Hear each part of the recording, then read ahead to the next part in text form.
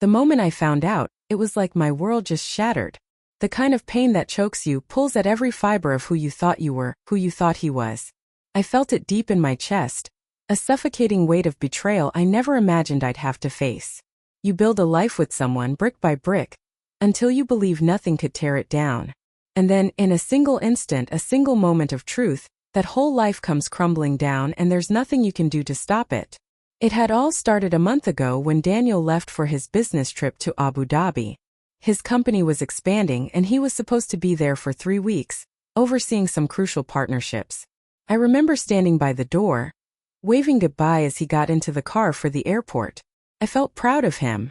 Here was the man I loved, my husband, heading off to achieve something monumental. And I trusted him. Trust, that elusive, precious bond I'd never had a reason to question. That is, until he came back. Daniel returned home just over a week ago. I noticed something immediately, something off.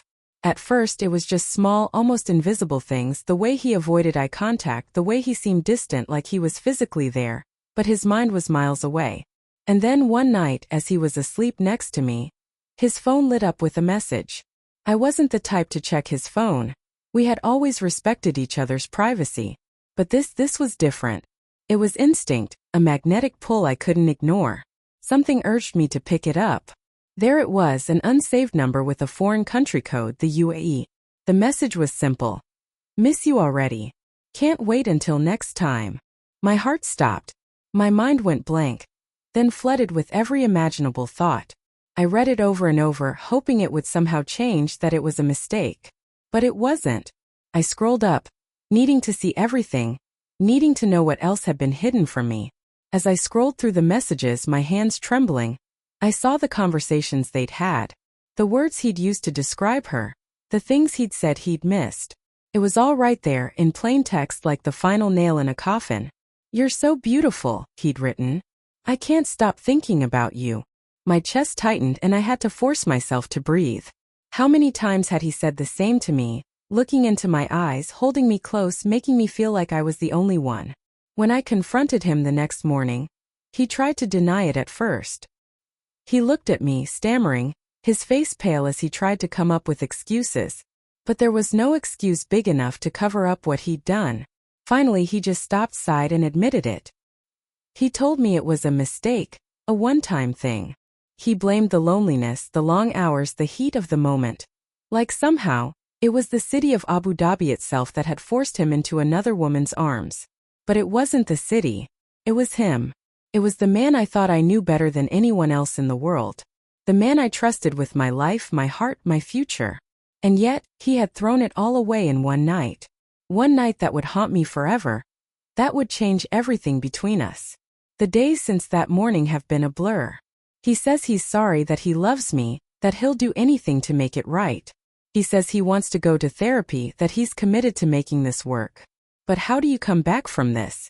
How do you look into the eyes of the person you loved, knowing they betrayed you, knowing they let someone else into the sacred space you thought was only yours? Some days I feel like I can't breathe, like the walls are closing in on me, and I'm suffocating under the weight of everything I thought we had. Other days I feel numb, like I'm just going through the motions, detached from my own life. I don't know if I'll ever feel whole again, if I'll ever be able to look at him and not see her shadow lingering there. A ghost haunting the ruins of what we used to be. And as much as I want to forgive him, as much as I want to believe that we can move past this, part of me knows that nothing will ever be the same. He broke something between us, something precious and fragile that may never be mended. I don't know if I'll ever be able to trust him again. I don't know if I'll ever feel safe in his arms the way I used to. For now I'm just existing, just trying to find some kind of meaning, some kind of hope in the wreckage. And I'm left wondering if that hope even exists, or if he destroyed it, piece by piece, with a stranger in a faraway city. I lay awake for hours that night, staring at the ceiling, the shadows shifting in the dark, casting shapes and forms that kept pulling me back to that same agonizing memory. I wanted to forget, to close my eyes and erase it all. But the images stayed, of him and someone else, in a hotel room thousands of miles away, sharing secrets, whispers, and a closeness that once was mine. It was as if my mind wouldn't let me rest, forcing me to relive it, to imagine every last detail, every lie, every touch that shouldn't have been. My body ached with the memory of the thought of how I'd loved him so deeply, so naively, never imagining he could betray me like this. Each memory with him felt poisoned now, tainted by the knowledge of what he'd done. Even his touch felt different, and I hated myself for craving it, for wishing it could comfort me the way it used to. When morning came, I heard him downstairs moving around the kitchen trying to make coffee. He was doing everything he could to act normal, to pretend this was just another day. But there was something fragile, almost broken, in the way he moved, as if he was afraid of the silence between us.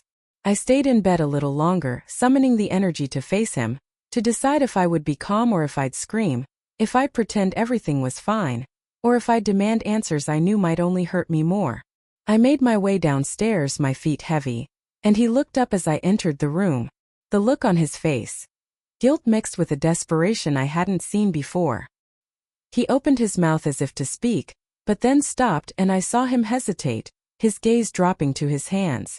I wanted to break the silence, to throw questions at him, but I also feared what more he'd say. Instead, I took the coffee he had made for me and sipped it, feeling the warmth flow through me even as the cold reality lingered in my mind. We stood there, two strangers in our own kitchen, the silence stretching out between us, like an invisible wall we both knew we couldn't cross. After a moment, he finally spoke. "I want to make this right, Anna," he said, his voice barely above a whisper, as if even he didn't believe in his own words. "I know I don't deserve your forgiveness. I know I don't deserve you, but please, please let me try." I looked at him, searching his face for any sign of the man I married.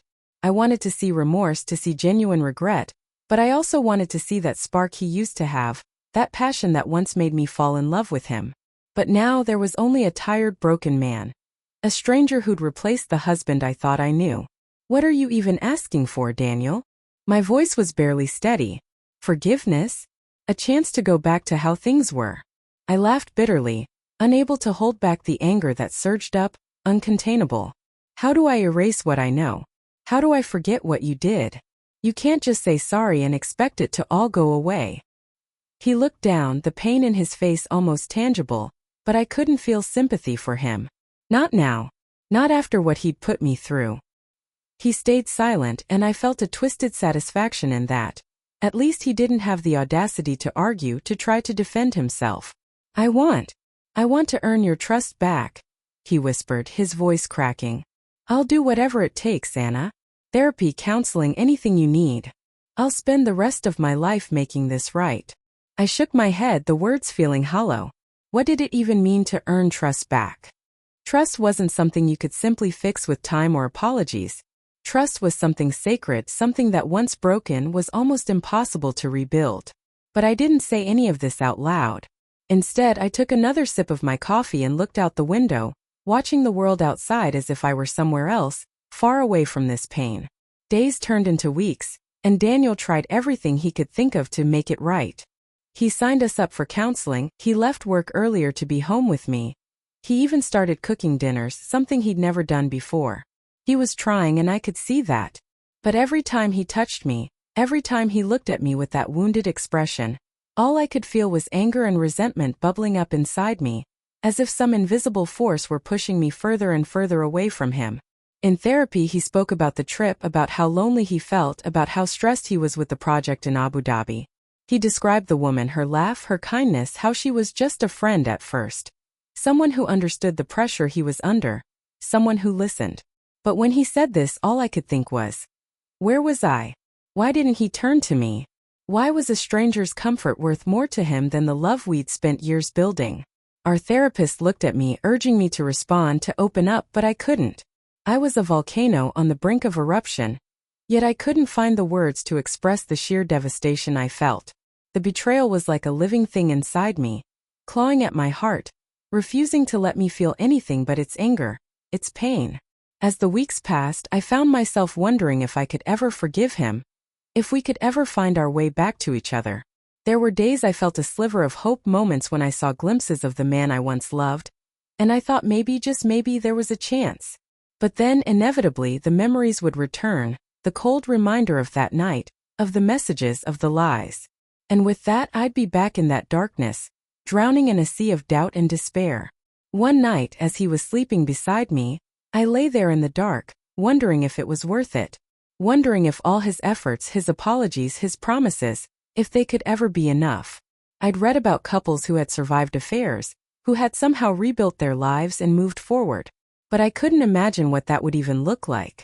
How do you wake up each day next to someone who has hurt you in ways you never thought possible? How do you trust them again when every look, every touch feels like a painful reminder of what they took away? I realized then that forgiveness wasn't something I could give, at least not now. Maybe not ever. It was a slow, painful truth that settled into my bones, and I knew with a painful clarity that this journey would be a lonely one. I would have to heal on my own to find peace within myself, because no amount of apologies or gestures from him could undo what he'd done. And maybe someday I'd be able to let go, to find closure, to rebuild my life with or without him. But for now, all I could do was breathe, to take one day at a time, to survive this betrayal and somehow find myself again amid the ruins of what we used to be. The days that followed were like living in a shadow. I felt like a ghost floating through my own life, going through the motions but never really there. Every moment felt heavy, weighed down by a constant ache I couldn't seem to shake.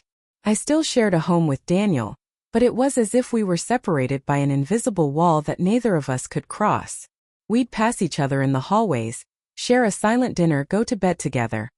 Yet everything was hollow, stripped of the intimacy that used to make our marriage feel real, feel safe.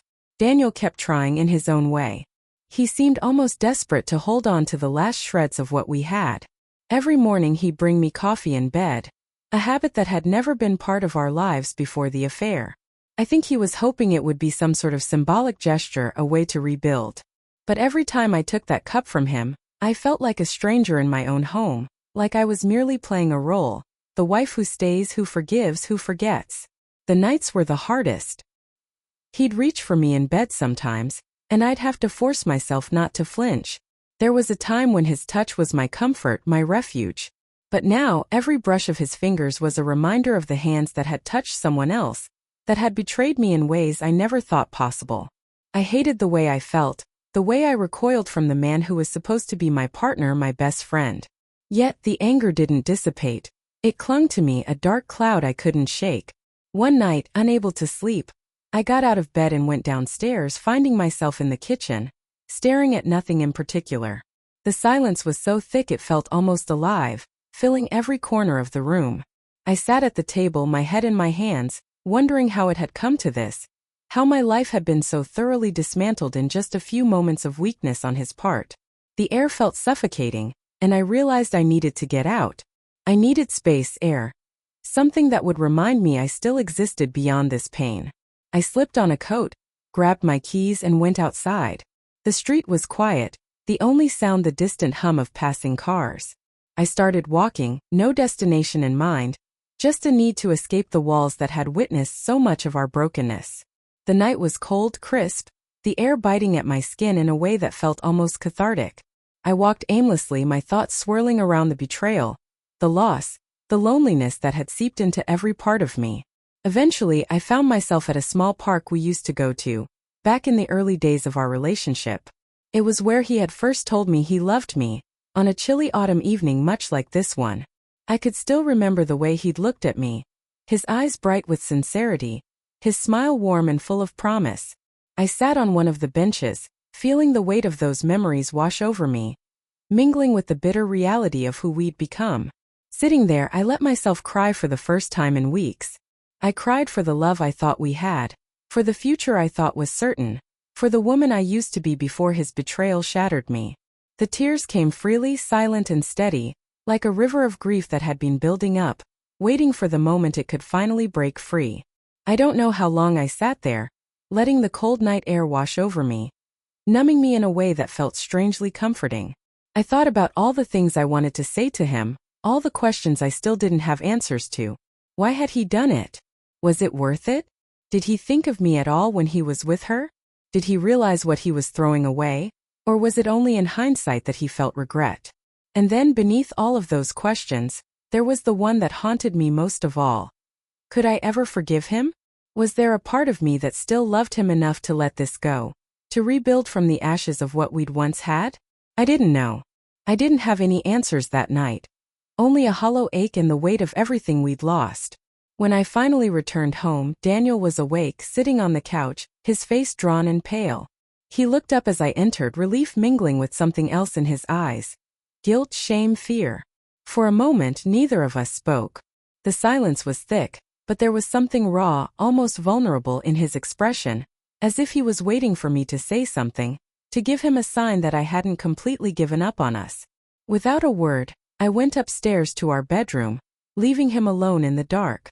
I needed space, time to figure out what I wanted, what I was willing to forgive, if forgiveness was even possible. I lay awake for hours, my mind churning with all the what-ifs and maybes that had become my constant companions. In the weeks that followed, we continued our therapy sessions, though I often wondered if they were really helping. Our therapist encouraged us to communicate openly, to share our feelings, our fears, our hopes for the future. But every time I looked at him, all I could feel was that simmering anger, the bitterness that lingered, refusing to fade. I wanted to scream at him, to make him feel the depth of the pain he'd caused, but I also wanted him to somehow take it all away, to make it right, even though I knew that was impossible. One afternoon, I found myself sitting across from him in the therapist's office, my arms crossed, my gaze fixed on the floor. He was talking about the affair again, about how it had been a moment of weakness, how he wished he could take it all back. His words felt rehearsed, like he'd gone over them in his head 1,000 times, hoping they would somehow make me feel better, make me forgive him. But they didn't. They only served as a reminder of the betrayal, of the pain he'd caused. "I know you don't believe me," he said softly, his voice breaking, "but I love you, Anna. I love you more than anything, and I'll do whatever it takes to prove that to you." I looked up at him then, searching his face for any sign of the man I used to love, the man I used to trust with everything. And in that moment, I realized that the person sitting across from me was both a stranger and the man I had built my life with. I felt a strange mix of emotions: anger, love, resentment, sorrow. It was as if every feeling I'd been holding onto came crashing down on me, leaving me breathless, overwhelmed. "Do you even know what you've done to me?" I whispered, my voice barely audible. "Do you know what it feels like to wake up every day and remember that the person you loved more than anything betrayed you? That he chose someone else, even if it was just for a night?" He closed his eyes, a tear slipping down his cheek, and I saw the depth of his regret, the weight of his guilt. But in that moment, it didn't make me feel any better. It didn't take away the pain, the hurt that had become my constant companion. As I left the session that day, I felt a strange sense of clarity. I realized that healing wasn't something he could give me, that forgiveness wasn't something I could rush into just because he wanted it, just because he was sorry. This journey, this painful, lonely journey, was mine alone. And whether or not our marriage would survive, whether or not we would find a way to rebuild, was a question only time could answer. For now, all I could do was take it one day at a time, learning to live with the hurt, to face each day as it came, to find a way back to myself amid the wreckage of what we once had. The days slipped into weeks, and though the world kept spinning around me, my own life felt like it had frozen in place. I was caught somewhere between the past and a future I couldn't see, drifting between the memories of what we used to have and the reality of what was left. Every day was a struggle to keep going, to find some sense of purpose, some reason to push through the fog that had settled over my mind and heart. Daniel continued his efforts, like a man on a desperate mission to piece together the shards of a broken vase. He'd leave little notes for me around the house, reminders of his love, his promises, his apologies. "I'm so sorry, Anna," one would read, tucked into my coffee mug. Another, slipped into my coat pocket, said, "I love you more than you'll ever know." I'd find them in places he knew I'd see: the bathroom mirror, the front door, even in my purse. At first, the notes only made me angrier. They felt like a poor attempt to plaster over a wound too deep, too raw to be healed with mere words. But eventually, I began to feel something else. A bittersweet longing for the days when those words would have meant everything to me. I knew he was trying, that he was genuinely remorseful, but the memory of his betrayal would slip back into my mind like an uninvited guest, reminding me of all the hurt he'd caused. One evening, he approached me in the kitchen, his hands trembling as he reached out to touch my arm. I looked up, feeling that familiar tug of anger, but also a strange pang of pity. He looked older, more worn than I'd ever seen him, as if the weight of his guilt had aged him overnight. There was a vulnerability in his eyes, a kind of pleading I couldn't ignore, though I didn't know if I could respond to it either. "Anna," he whispered, his voice barely holding steady. "I know I've asked for too much already, but would you consider going away with me? Just a weekend somewhere. Just us. I know it's selfish and I know I can't undo what I did. But maybe if we could just be together without all of this around us." The words hung in the air, and for a moment I considered it. The thought of leaving our home, of escaping the daily reminders of what he'd done, was tempting. But I was torn. The idea of spending a weekend with him, pretending like things were okay, pretending like I could simply forget, it felt like too much too soon. And yet there was a part of me, buried deep under all the hurt and resentment, that longed for a reprieve, a chance to remember the love we'd once shared.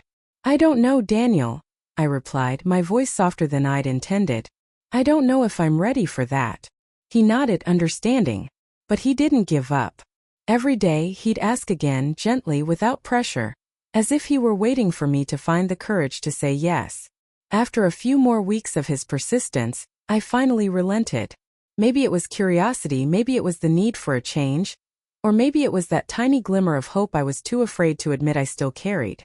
I agreed to go, on the condition that it would be somewhere quiet, far away from people, just us in the open air. I needed a place to think, to feel, without the walls that had borne witness to our pain.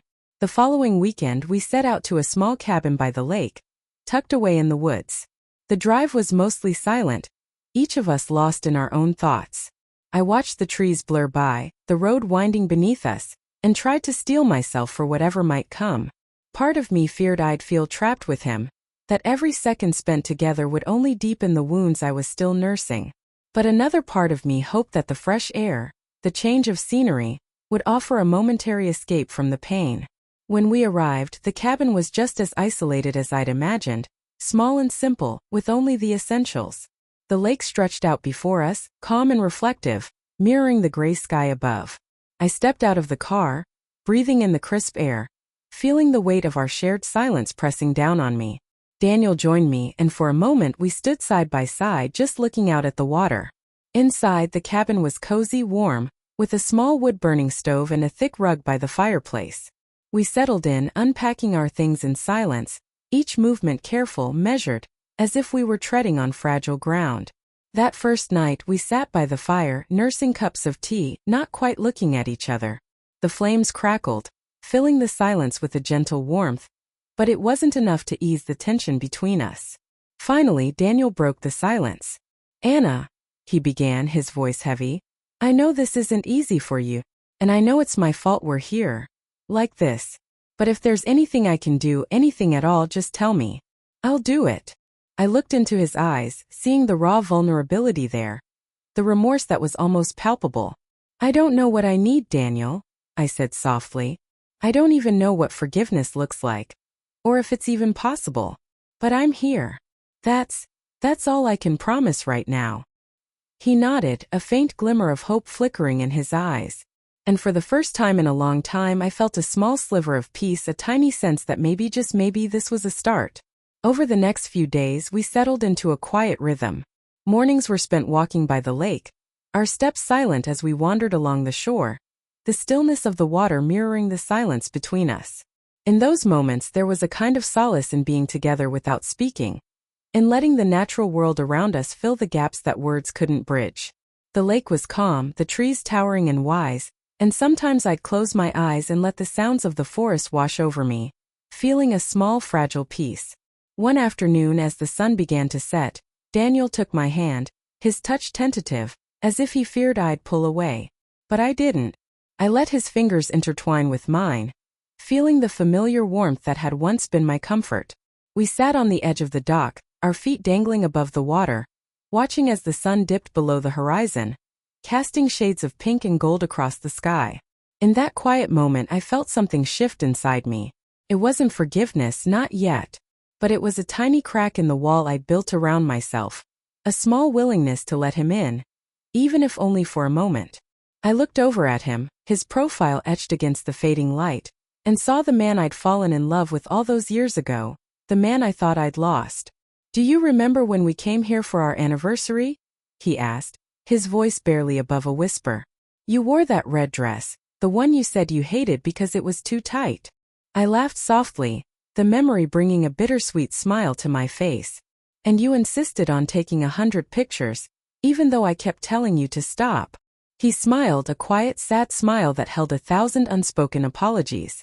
You were so beautiful that day. I remember thinking, how lucky I was. A lump rose in my throat and I looked away, blinking back the tears that threatened to fall.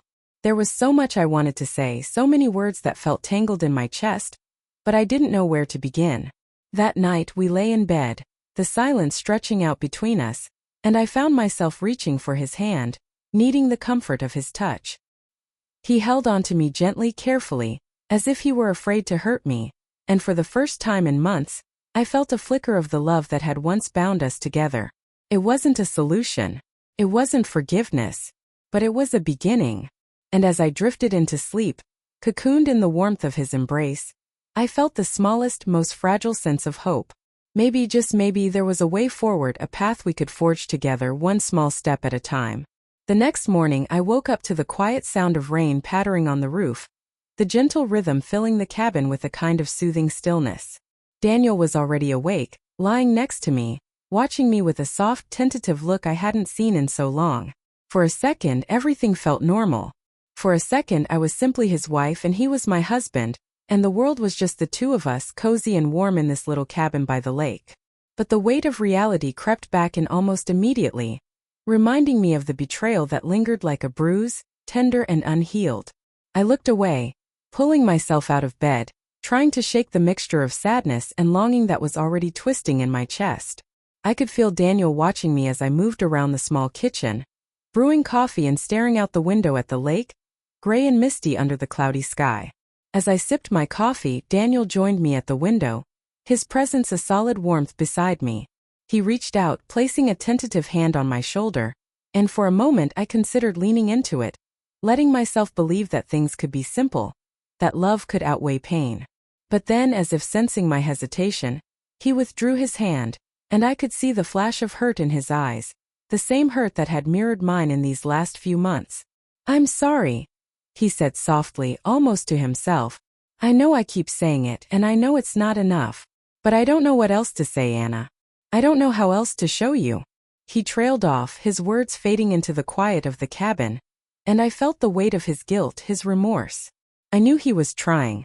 I knew he was as lost as I was, caught between wanting to fix what he'd broken and realizing that some things might never be fixed. And yet, a part of me wanted to reach out to him, to let him in, even if only for a moment. Taking a deep breath, I put my coffee down and turned to him. Daniel, I began, my voice steady but soft. What happened in Abu Dhabi? I don't think I'll ever understand it, but I need you to be honest with me. I need to know why. He looked away, his face shadowed with shame. It wasn't planned, Anna. It wasn't something I set out to do. I was lonely. I was overwhelmed. The pressure, the long days, it felt like everything was piling up. And then she was there, friendly, understanding. She listened when I needed someone to talk to, and one night I let it go too far. It wasn't love. It wasn't even real, not like what we have. But you let it happen, I whispered, the words laced with a hurt that felt too raw, too close to the surface. You made a choice, Daniel. You chose her, even if just for one night. Do you know what that did to me? What it's still doing to me? His shoulders slumped and he nodded, the guilt etched into every line of his face. I know, Anna. I know, and I'll never forgive myself for that. I'd give anything to take it back, to go back and make a different choice. But all I can do now is try to show you that I'm still here, that I love you, and that I want us to find a way through this. Somehow. We stood there in silence, the weight of his words settling between us. I wanted to believe him, to believe that his remorse was enough, that his love was enough. But I also knew that forgiveness wasn't something I could force, that trust wasn't something that could be rebuilt overnight. It would take time, patience, and a willingness to face the hurt head-on together. In the days that followed, we slipped into a delicate routine. We'd wake up, share coffee by the window, and take long walks around the lake, sometimes in silence, sometimes sharing quiet stories of happier times. At night, we'd sit by the fire, side by side but not touching, the warmth of the flames filling the silence with a strange sense of comfort. It was as if we were learning to be with each other again, rebuilding the foundations of our relationship from the ground up. One afternoon, as we were walking along the edge of the lake, I felt a strange urge to tell him about the nights I'd spent lying awake, thinking about what he'd done, wondering if there was something I'd missed, some sign I should have seen. Part of me had been blaming myself, wondering if I'd somehow failed him, if there was something I could have done to prevent this. But as I voiced these thoughts, I saw the shock and sadness in his eyes, and he stopped walking, turning to face me. "Anna," he said, his voice filled with a fierce, quiet intensity. "This wasn't your fault. None of it. You were everything to me and you still are. I'm the one who made the mistake, the one who let you down. I don't want you to ever think you weren't enough because you are. You've always been more than enough." The sincerity in his voice took me by surprise, and for the first time in months, I felt a small glimmer of reassurance, a sense that maybe, just maybe, I hadn't been the reason for his betrayal. That maybe this wasn't about my worth, my love, or my value as a partner. As the days turned into weeks, I found myself opening up to him, bit by bit, sharing my fears, my doubts, the scars his betrayal had left on my heart. And in turn, he listened, never once trying to defend himself, never once dismissing my pain. He was patient, allowing me to feel every emotion, every ounce of anger and sadness, without trying to make it easier for himself. One evening, as we sat by the fire, I looked over at him, watching the way the flames cast shadows on his face, the way his gaze softened when he looked at me. And in that moment I realized something. While forgiveness might still be a distant goal, I was no longer consumed by anger. The hurt was still there, lingering like a faint bruise, but it wasn't the all-consuming pain it had once been. "Daniel," I said quietly, breaking the silence, "I don't know what the future holds for us. I don't know if I'll ever be able to forgive you completely, or if we'll be able to rebuild what we had. But I want to try. I want to believe that maybe someday we'll find our way back to each other." He reached for my hand, his fingers intertwining with mine in a way that felt both familiar and new. A tentative connection that held the weight of all we'd been through. "Thank you, Anna," he whispered, his voice thick with emotion. "Thank you for giving us a chance." In the days that followed, I began to feel a sense of peace I hadn't felt in so long.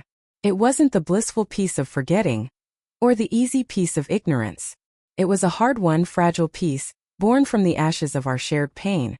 A cautious hope that maybe, just maybe, we could find a way forward together.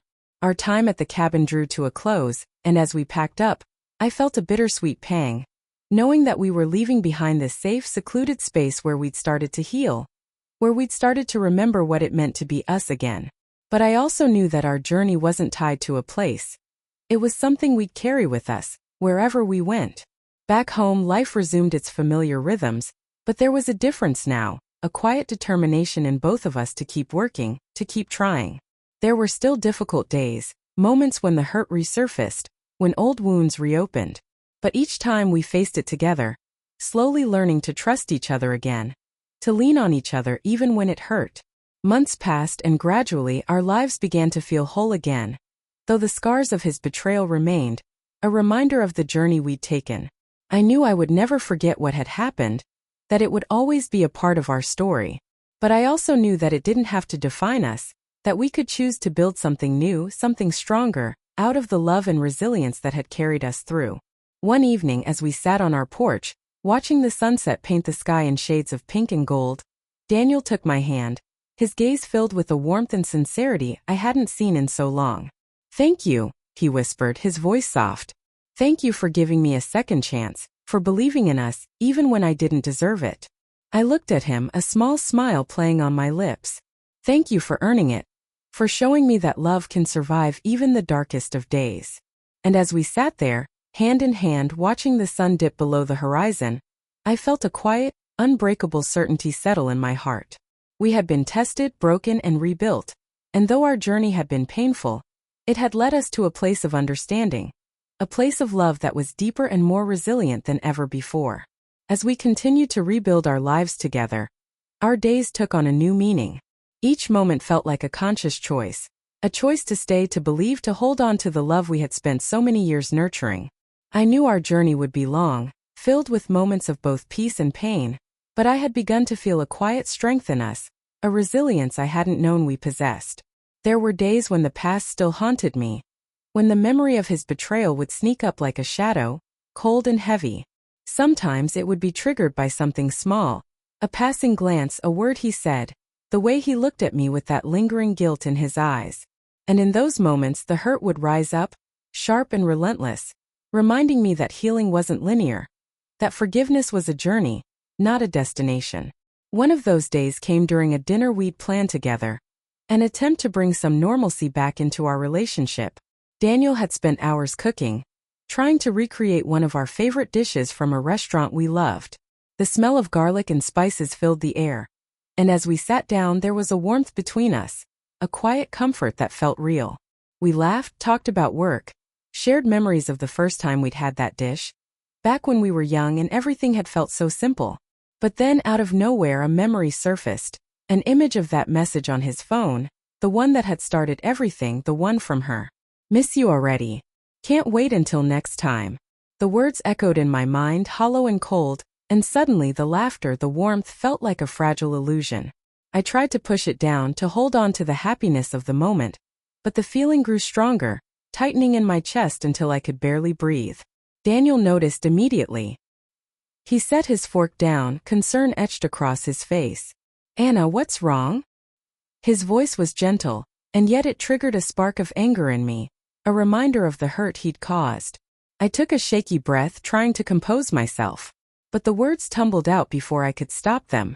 I can't stop thinking about it sometimes. No matter how hard I try, it just comes back. Those words, that message. It's like it's burned into my mind." The atmosphere shifted, the warmth replaced by a thick tension. Daniel's face fell, the regret visible in his eyes. "I know, Anna. I know, and I wish more than anything that I could erase it, that I could take it all back. I hate what I did to you, to us." I looked at him, the frustration and sadness swirling within me. Sometimes I feel like I'm stuck in a loop, like I'm constantly being pulled back to that moment, no matter how much I want to move forward. He reached for my hand across the table, his fingers tentative, as if he feared I'd pull away. "You're right," he said softly. "It's not something that just disappears. And I know that no matter what I do, no matter how much I try to make it right, the past is still there. But I want you to know that I'm here, that I'll be here every time the hurt resurfaces, for as long as it takes." The sincerity in his voice broke through the haze of my anger, and I felt my defenses soften, if only slightly. There was a part of me that wanted to hold on to the pain, to keep it close as a shield against future hurt. But I realized that letting go, even just a little bit, wasn't a gift to him. It was a gift to myself, a step toward freeing myself from the weight of the betrayal. I nodded, squeezing his hand. "I know you're trying, Daniel, and I want to try too. I need time. I need patience. And I need to know that you're willing to go through this with me, even when it's hard." He nodded, his expression filled with understanding. "I am, Anna. I'll be here as long as it takes. You're worth it." Over the next few months our lives continued to slowly heal, one step at a time. We fell into new routines, small rituals that brought us closer in subtle ways. We started spending Sunday mornings reading together on the porch, wrapped in blankets with cups of coffee, letting the quiet comfort of each other's presence fill the space between us. We took up cooking together, experimenting with recipes, laughing at our failed attempts, celebrating our small victories. It was in these moments that I began to see a new side of our relationship, a side that was built on honesty and vulnerability, on a commitment to rebuilding what had been broken. The love we were creating now felt different. Less innocent, perhaps, but also deeper, more resilient.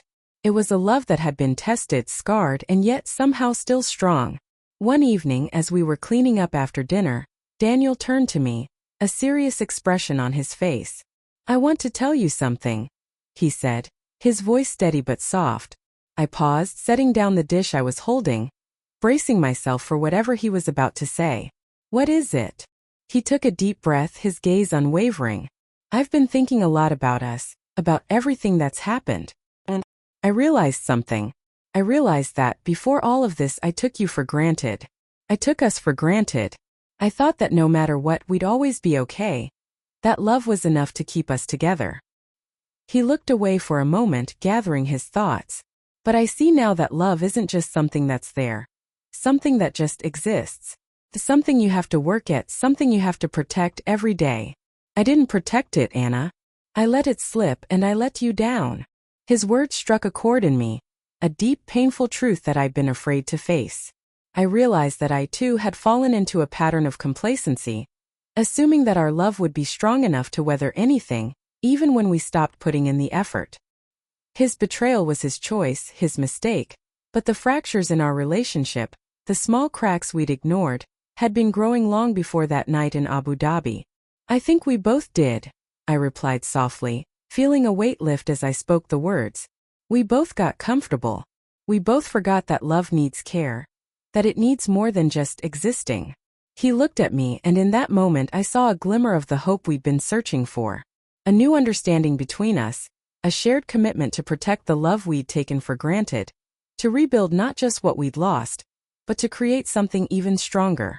From that moment on, our relationship shifted. We began to talk more openly, sharing our fears, our insecurities, our hopes for the future. We made a promise to each other to keep trying, to never let complacency settle in again. We took up new hobbies, exploring parts of ourselves we hadn't shared before, creating memories that were free from the shadows of the past. One morning, as we sat together on the porch watching the sunrise, I felt a sense of peace settle over me. It wasn't the kind of peace that comes from forgetting. It was the kind that comes from acceptance, from understanding that while the past would always be a part of us, it didn't have to define us. As the first light of dawn spread across the horizon, I looked over at Daniel, feeling a quiet gratitude for the man he had become, for the journey we'd taken to get here.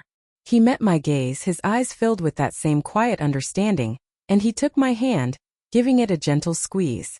In that moment I knew that while our love had changed, while it bore the scars of our shared pain, it was also stronger, more resilient than I'd ever thought possible. We had been broken, tested, and yet somehow we had found a way to piece ourselves back together. And as I leaned into his embrace, feeling the warmth of his love surrounding me, I knew that we were finally truly home. As the months passed, we settled into a life that felt quieter, more intentional. The storms of anger and grief that had once consumed me began to fade, replaced by a steady resolve to move forward. Not in spite of what had happened, but because of it. The affair, the pain, the broken trust. These things had reshaped us, forced us to look closely at the life we'd built and decide whether it was worth rebuilding. In time I realized that the woman I'd become through this journey was stronger, wiser, and more aware of her worth. I learned to forgive not just Daniel but also myself, for the ways I'd let my fears control me, for the ways I doubted my strength. Forgiveness, I discovered, was as much about letting go of the burden of anger as it was about finding peace within.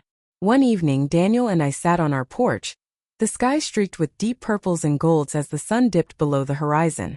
There was a comfortable silence between us, a kind of peace I hadn't felt in years. He reached for my hand and I didn't pull away. Instead, I let his fingers intertwine with mine, feeling the warmth of his touch, a silent reassurance that we'd come so far. "Thank you," he murmured, his voice thick with emotion. "Thank you for staying, for believing in us, even when I didn't deserve it." I looked at him, my heart swelling with a mixture of love and acceptance. We both deserved the chance to try, Daniel. And I'm glad we did. I think we found something here. Something real, something worth protecting. He pulled me close, and for the first time in a long time I felt truly safe. We didn't need grand promises or dramatic declarations. We didn't need to pretend the past hadn't happened. We were two people who had walked through fire together and come out on the other side, scarred but unbroken. And as the stars appeared in the night sky, I knew that whatever the future held, we would face it together. Not as the people we once were, but as the people we had become, stronger, wiser, and bound by a love that had been tested but had endured.